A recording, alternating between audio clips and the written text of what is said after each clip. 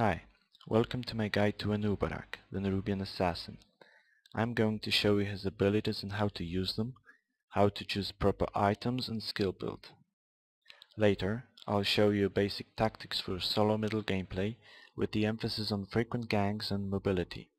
Unfortunately, as of version 6.69, this hero is not available in Captain's mode.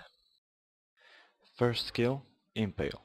You can pause for a moment here if you wish to read the information carefully. Please note that casting time is considerably long, and chances are you will sometimes get interrupted. In a second, I will show you how to use it with maximum efficiency. If you have a clear vision of a single target, you should aim the stun directly at this particular target. It leaves you no chance of missing it. However, in some cases, targeting an enemy results in epic failure. For example here, when Tiny is barely in the range of sight.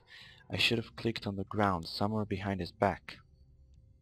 When the enemy enters the fog of war, try clicking on his most probable location.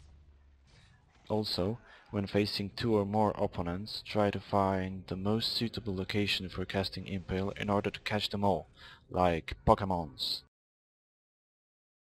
Take a breath here to read all the information.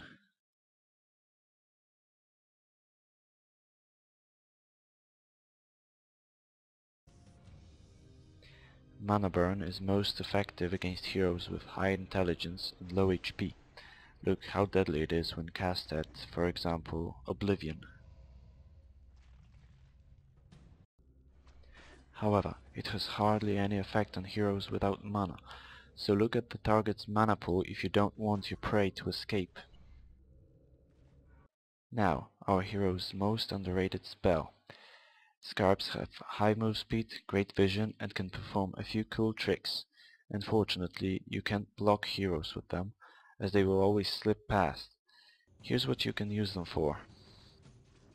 Since Scarabs require little mana, you can harass your enemy like there's no freaking tomorrow, cancelling their potions and bottles, which I imagine is pretty annoying.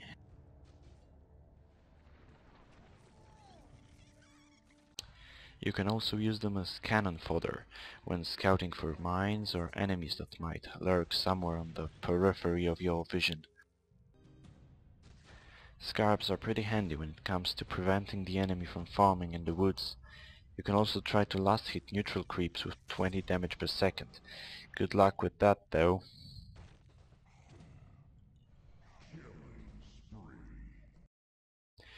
Nerubian's ultimate, Vendetta.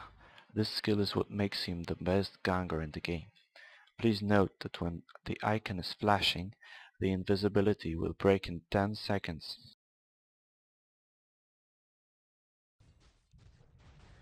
This skill has zero fading time, which means you can as well use it for cowardly escapes. I'll show you more about proper use of the spell later on.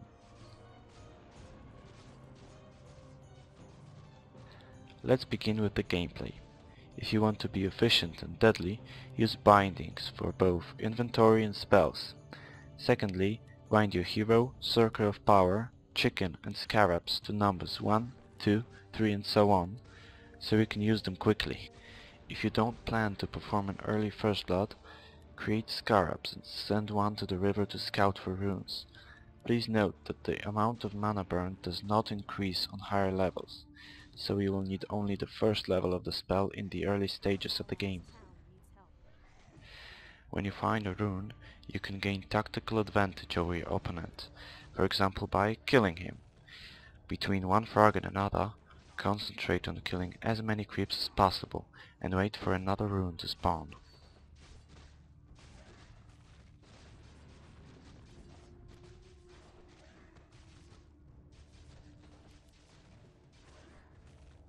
Sometimes you will need to show some craftiness to seize the rune before your opponent does. Once you do, you can either return and try to kill your middle lane opponent, or help your teammates on other lanes. This could come pretty easily, as you are on a higher level of experience than heroes on a double or a triple lane.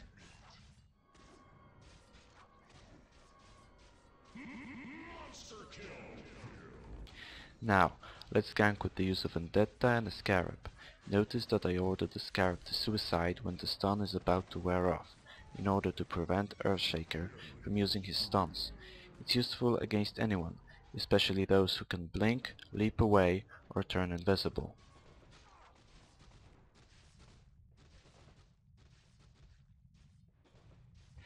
This is an example of a normal, easy gank with the use of Nerubian's 3 spells and the help of allies. Remember to spread scarabs around the map so you can summon them when they are needed. They also serve as free observers. Now, the easiest way of ganking is to teleport to a desired location, turn invisible, and attack when you least expect it. Try always to carry a Scroll of Town Portal, unless of course you have Boots of Travel, in order not to miss any opportunity for a frag. Scout the map for a weak enemy loitering around, strike him and back away. Dagon is very useful for swift dispatchments. It is also useful for stealing frags, which is extremely funny, although others may disagree. When low on HP and mana, you can still be useful for the team, so don't withdraw instantly. You should be one of the first who initiate the attack, but the enemy can lure you into a trap, for example by placing sentry wards or activating Dust of Appearance. Be very careful about that, as the enemy usually knows what to expect when facing Nerubian Assassin. Now the items. Basically here is all you need. I don't recommend upgrading Dagon to level 3 or higher. After that, you can go for a Lincoln Sphere or whatever you find suitable.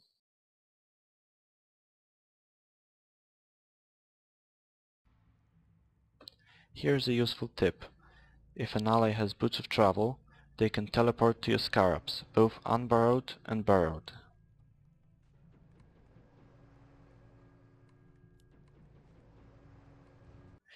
At last, I want to show you what I don't see many people doing.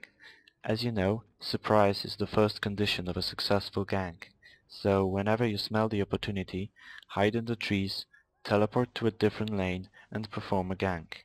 This way, it will take 10 to 15 seconds between disappearing from the middle lane and scoring a frag. Sometimes, no one will even report you're missing until it's too late. Finally, I want to thank you all for your time. I hope you found this tutorial helpful and entertaining.